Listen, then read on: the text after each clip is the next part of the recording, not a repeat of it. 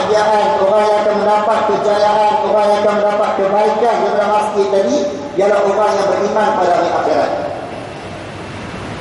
Kenapa? Karena dia yakin, dia percaya bahawa suatu hari nanti dia akan dibangkit semula oleh Allah Subhanahu Wa Taala. Dia yakin dan percaya suatu hari nanti dia akan dihisab oleh Allah Subhanahu Wa Taala. Tapi bagi orang yang tak berapa nak beriman pada hari akhirat, kadang-kadang bila kita tanya bila nak pergi surau, bila nak pergi masjid, tak apalah, tunggu pencin ni surau. Tunggu pencin. Kita bayang tengok, ini jawapan yang sering kita dengar kadang-kadang. Tunggu pencin, baru nak datang ke surau, baru nak datang ke masjid. Banyak mana boleh buat amal ibadah ni dah pencinnya. Dah sakit urat, sakit pinggang, macam-macam sakit ke dalam. Apa salahnya bila kita ajak ke surau, ajak ke masjid, ajak ke majlis-majlis ini, kita kata insya-Allah sekarang saya datang. Apa salahnya? Tapi bila jawab kata tunggu pencin, seolah-olah macam nyawa itu berada dalam genggaman dia. Sedangkan Allah Ta'ala sebut sini, orang yang beriman kepada hari akhirat, dia akan merasai bahawasanya setiap detik dia sedang menuju ke garisan penamat. Ayat Sayyidina Ali radhiyallahu anhu sebut, yang diriwayatkan oleh Imam Bukhari rahimahullah ta'ala, Sayyidina Ali kata apa? Irtahalatid dunya mudbiratan wartahalatil akhiratu muqbilatan likulli wahidin minhuma banun fakunu min abna'il akhirah fa innal yawma 'amalun wala hisab wa ghadan hisabun wala 'amal. Rawahu al-Bukhari. Sayyidina Ali radhiyallahu anhu berkata, telah berjalan dunia dalam keadaan membelakangi kita, dan akhirat berjalan di hadapan kita. Tuan-tuan boleh nampak tak bagaimana dunia berjalan ke belakang? Betul tak? Kita boleh tarik balik tak waktu maghrib tadi? Boleh tarik balik tak? Tak boleh dah. Kita boleh tarik balik ke satu Ramadan hari itu? Boleh tak? Tak boleh dah. Maka di sini menunjukkan pasal dunia ni berjalan ke belakang. Lepas tak boleh kita nak tarik balik dah. Sedangkan akhirat itu sedang berjalan di hadapan kita. Pada sekarang ni kita berjalan ke mana? Ke akhirat. Umur kita semakin hari semakin berkurangan, semakin habis. Sekarang kita sedang menuju ke mana? Ke akhirat. Maka kata Sayyidina Ali radhiyallahu anhu, jadilah kita sebagai anak akhirat. Dia suruh kita ni jadi anak akhirat. Bila sebut kata anak akhirat, apa makna dia? Siapa pak kita? Pak kita akhirat. Bila sebut kata ayah kita akhirat, banyaklah benda-benda yang diarahkan oleh akhirat, yang diperintah oleh akhirat, yang disuruh oleh akhirat. Banyak. Di antaranya ialah disuruh kita bersegera beramal ibadah. Badiru bil a'mali sab'an. Kata Rasul sallallahu alaihi wasallam, siapa-siapa yang nak jadi anak akhirat, dia kena bersegera beramal ibadah sebelum datangnya 7 perkara. Hal tantaziruna faqran manusia. Apakah kamu tunggu, kamu nanti jadi miskin yang angkuh, miskin yang sombong, baru nak beramal ibadah? Memang takkan boleh. Al-ghinan mudhiya, atau tunggu jadi kaya yang melampaui batas, yang lupa daratan, baru nak beramal ibadah? Memang tak boleh dah. Al-maradan mufannidah, atau tunggu sakit yang boleh membinasakan kita, baru nak buat amal ibadah. Al-harman mufannidah, atau tunggu tua nyanyuk baru nak buat amal ibadah. Memang takkan boleh dah. Sebab itulah sekarang ni kita kena jadi anak akhirat. Apa dia? Bersegera kita buat amal ibadah kepada Allah Ta'ala. Hubunlah peluang yang Allah Ta'ala bagi. Kenapa? Fa innal yawma 'amalun wa la hisab. dan hari Allah Ta'ala suruh kita buat amalan, tetapi belum dihisabkan lagi. Tetapi wadan esok hisab wala amal. Esok adalah hari yang Allah Ta'ala akan hisab amal ibadah kita, dan pada masa itu tak ada guna lagi kita nak minta buat amal ibadah, tak ada. Rabbana absarna wa sami'na farji'na na'mal salihan inna muqinun. Minta ke Allah nak balik nak sembahyang balik, minta ke Allah nak balik nak puasa balik, minta ke Allah balik nak berdoa balik, tak boleh dah. Tak boleh dah.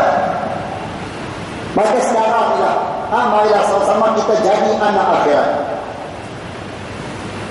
Ini sahabat-sahabat yang dirahmati Allah, itu adalah sebahagian daripada apa yang ada di zaman Rasul sallallahu alaihi wasallam, sehingga Rasul sallallahu alaihi wasallam pernah sebut an Abi Hurairah radhiyallahu anhu anna Rasulullah sallallahu alaihi wasallam qala ahabba al-bilad ila Allah masajiduha wa abghadu al-bilad ila Allah aswaquha, rawahu Muslim.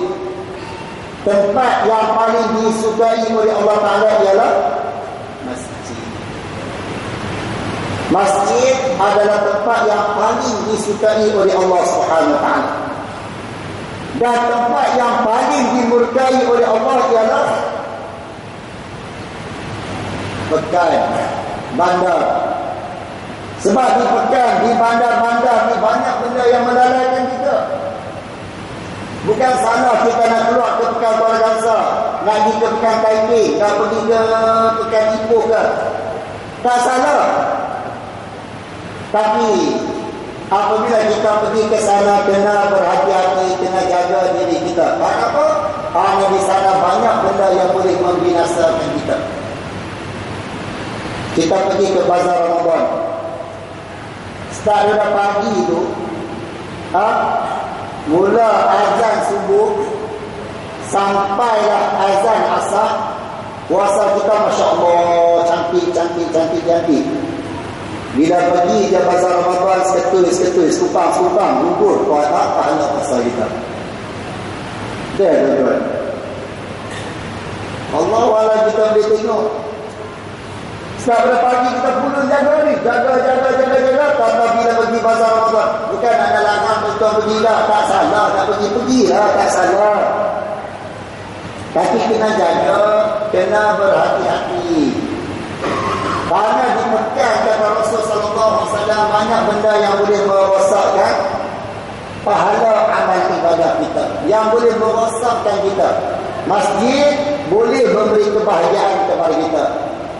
Pekan, bazar boleh mendatangkan kerosakan kepada kita.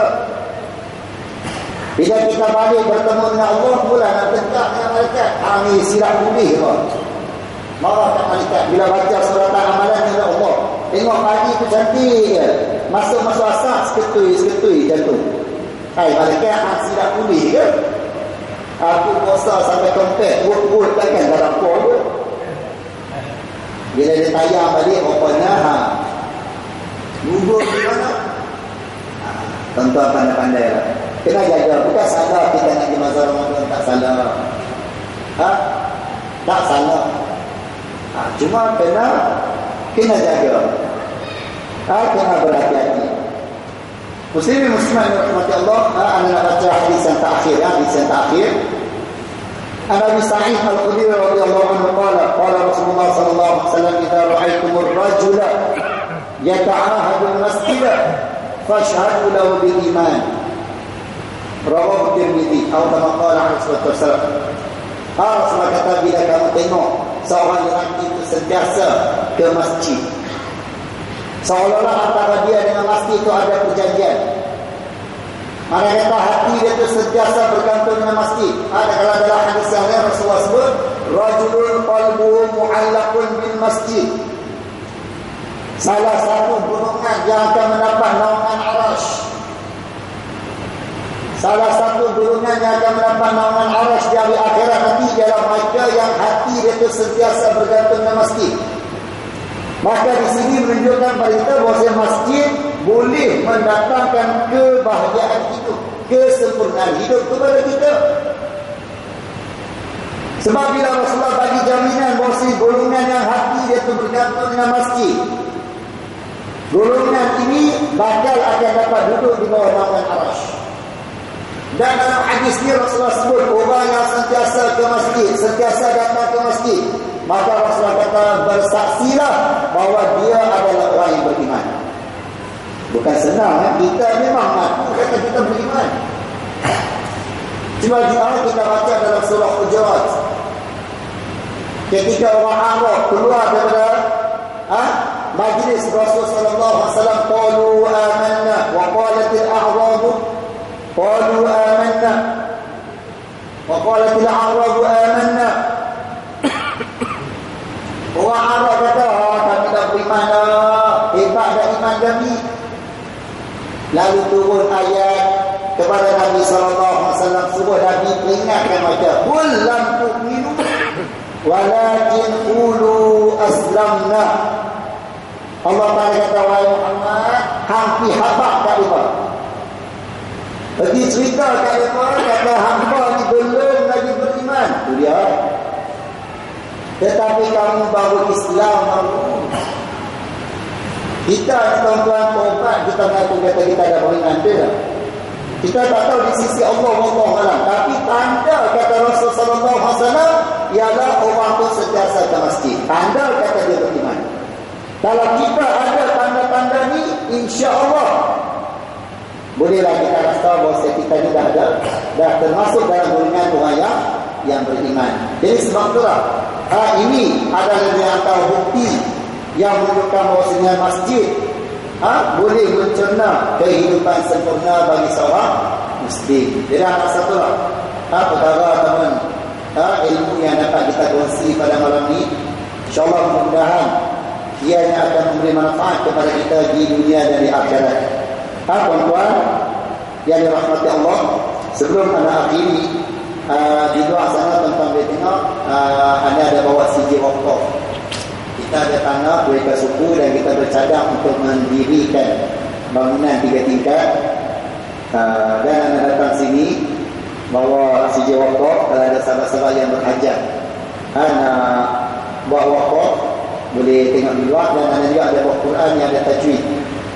Sahabat-sahabat yang berhajat nak wakaf Quran, dan Quran ini masih sesuai kecil dan sesuai untuk pelajar tahfiz dan untuk orang yang memerlukan ada tajwid. Senasah sama dengan boleh.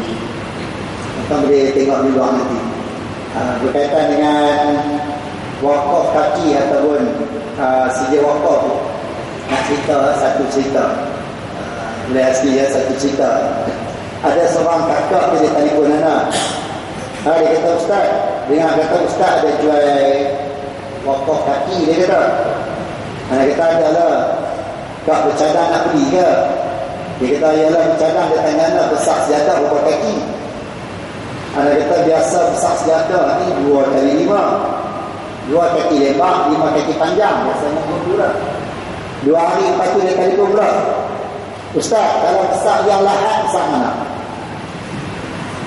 Boleh tanya besar sejadah, kemudian tanya besar yang lahat besar mana? Anak kata yang lahat biasanya 1 kali 6 pun, 1 kali 6 je.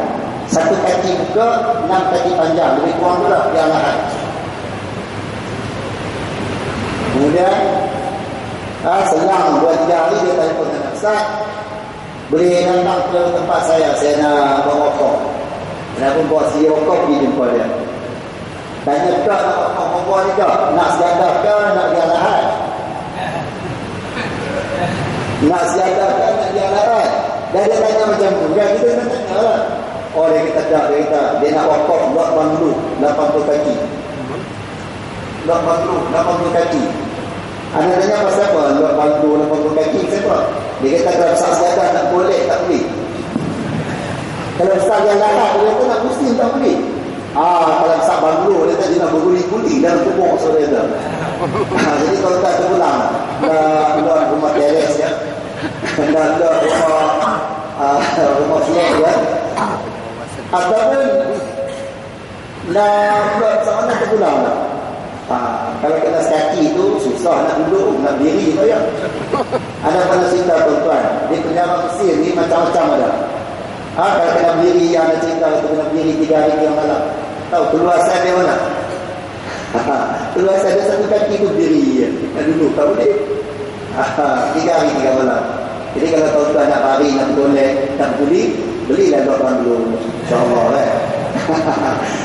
Kalau tak ada duit sekarang, tak apa, insyaAllah. Ada setiap bulan anda boleh ngajak sini, insyaAllah. Hari-hari lain pun boleh, insyaAllah.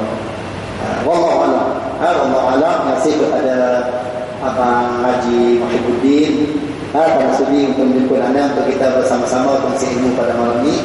Dan terima kasih juga kepada sahabat-sahabat yang masih setia menunggu sehingga ke saat ini. InsyaAllah mudah-mudahan pahala kita duduk dalam majlis ilmu di bulan Ramadan ini akan dilipat gandakan oleh Allah Subhanahu Wa Taala pada hari kita balik bertemu dengan Allah Subhanahu Wa Taala. Wallahu a'lam. Bismillahirrahmanirrahim.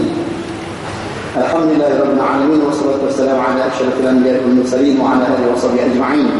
Allahumma arhamna bil Qur'an waj'alhu lana imaman wa nuran wa hudan wa rahmah. اللهم ذكرنا مما أنسينا وعلمنا مما جهلنا وارزقنا تلاوته آناء الليل وأطراف النهار يا أرحم الراحمين وصلى الله على سيدنا محمد وعلى آله وصحبه أجمعين والحمد لله رب العالمين. السلام عليكم ورحمة الله وبركاته.